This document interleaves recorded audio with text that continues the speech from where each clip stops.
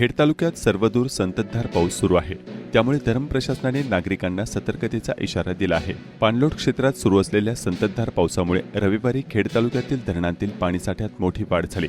पावसाचा जोर कायम राहिल्याने विसर्ग मोठ्या प्रमाणावर होण्याची चिन्हे असून नदीकाठावरील गावांना सतर्कतेचा इशारा देण्यात आला आहे।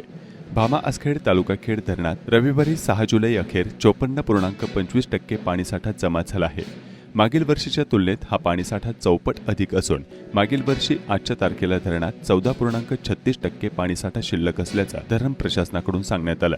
चासकमान पाटबंधारे विभागाचे कार्यकारी अभियंता मोहता जाधवर यांनी कळवले आहे की भीमा नदी काठच्या सर्व नागरिकांना सूचित करण्यात येत आहे की चासकमान धरण सद्यस्थितीमध्ये 73.13% भरलेले आहे। पाणलोट क्षेत्रात सातत्याने पाऊस चालू असून धरणामध्ये मोठा येवा प्राप्त होत आहे। धरणातील पाणीसाठा नियंत्रित करण्याकरता सोमवारी 7 जुलै 2025 रोजी सकाळी 11 वाजता अतिवाहिनीद्वारे भीमा नदी पात्रामध्ये नियंत्रित पद्धतीने विसर्ग करण्यात येणार आहे। तरी भीमा नदी काठच्या सर्व नागरिकांना सूचित करण्यात येते की कृपया कोणीही नदीपात्रात उतरू नये। तसेच नदीमधील पाण्याची पंप, नदीकाठची शेती अवजारे व तत्सम साहित्य अथवा जनावरे असल्यास ती तत्काळ सुरक्षित ठिकाणी हलविण्यात यावीत। सर्वांनी योग्य ती खबरदारी आणि दक्षता घेत जलसंपदा विभागास आणि प्रशासनास सहकार्य करावे असे आवाहन यावेळी करण्यात आले।